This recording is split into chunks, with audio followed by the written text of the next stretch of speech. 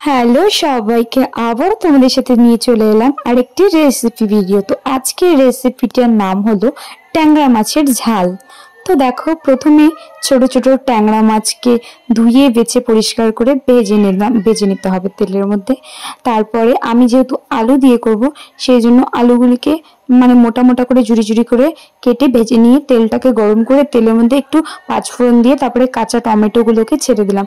ছেড়ে দিয়ে সেগুলোকে একটু ভালোভাবে ভেজে নেব।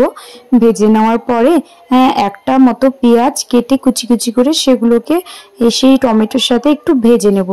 ভাজা হয়ে গেলে এবার যে মশলাগুলো পেস্ট করে রেখেছিলাম সেগুলোকে দিয়ে দেব। আর এখানে মশলার মধ্যে ছিল আদা, জিরা আর রসুন। এগুলোকে এবার ভালোভাবে নাড়াচাড়া করে কষিয়ে নিতে হবে বেশ খানিকক্ষণ ধরে, যতক্ষণ থেকে না মশলা দিয়ে তেল বেরোচ্ছে। আর ট্যাংরা মাছটা কিন্তু আমার এইভাবে খেতে খুব ভালো লাগে। তারপরে ভেজে রাখা আলুগুলোকে আমি দিয়ে দিলাম। এটা হচ্ছে আলু দিয়ে মানে আলুগুলো ভাজার যেরকম হয় না, ভাজার সাইজে কেটে একটু মোটামুটি করে কাটতে হবে।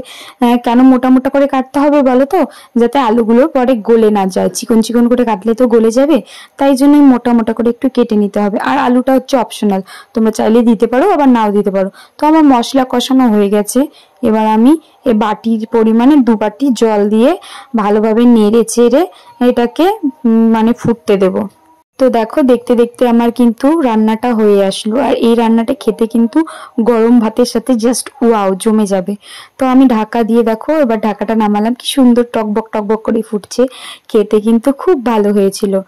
আর হচ্ছে এই যে প্রায় ফুটা হয়ে গেছে। এবার আমি ভেজে রাখা মাছগুলো যে ভেজে রেখেছিলাম সেগুলোকে দিয়ে দেব। আর এই রেসিপিটা যদি তোমাদের ভালো লাগে তাহলে তোমরা বাড়িতে একদিন কিন্তু অবশ্যই ট্রাই করো। আর কেমন হয়েছে ভিডিওটা একটু কমেন্টে এসে বলেও যেও। তো এই যে দেখো, যেটা বলছিলাম, ভেজে রাখা ছোট ছোট ট্যাংরা মাছগুলোকে আমি এবার ফুটন্ত ঝোলের মধ্যে দিয়ে দেবো। এটা কিন্তু বেশি ঝোল করব না, রসা রসা। হ্যাঁ, গরম ভাতের সাথে খেতে কিন্তু খুবই ভালো লাগে।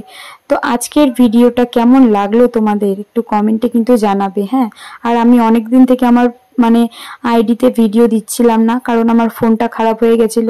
আর কিছু আমার ইস্যুও চলে এসেছিল ইউটিউবে, মানে ভিডিও বারবার পোস্ট করতাম কিন্তু পোস্ট হতো না, সেই জন্যই। আর আজকে চেষ্টা করব আজ থেকে মানে রোজ দেওয়ার ভিডিও। তো এটা হচ্ছে আমার পেজে যাচ্ছে হচ্ছে রেসিপি ভিডিও। তো আমি তোমাদের আঙ্গুলের মাধ্যমে দেখালাম যে আমার রান্নাটা কমপ্লিট। আমি গ্যাস বন্ধ করে দিয়েছি। এবার আমি রান্নাটাকে বাটির মধ্যে ঢেলে নেব। তো আমার রান্না কমপ্লিট। এবার হচ্ছে তোমরা মানে দেখে বলো কেমন হবে তরকারিটা খেতে, একটু কমেন্টে কিন্তু বলবে অবশ্যই। তো চলো, আজকের মতো এই পর্যন্তই ভিডিওটা থাকলো। যদি ভালো লাগে তাহলে কমেন্টে বলো, আর যদি ভালো না লাগে তাহলেও কমেন্টে বলো। তাহলে ভালো করার আমি চেষ্টা করব, যে তোমাদের যাতে ভালো লাগে সেরকম ভিডিও করার চেষ্টা করব। তো চলো, আজকের মতো টাটা সবাইকে। সবাই ভালো থাকো, সুস্থ থাকো। দেখা হচ্ছে আবার পরের ভিডিওতে। চলো, টাটা।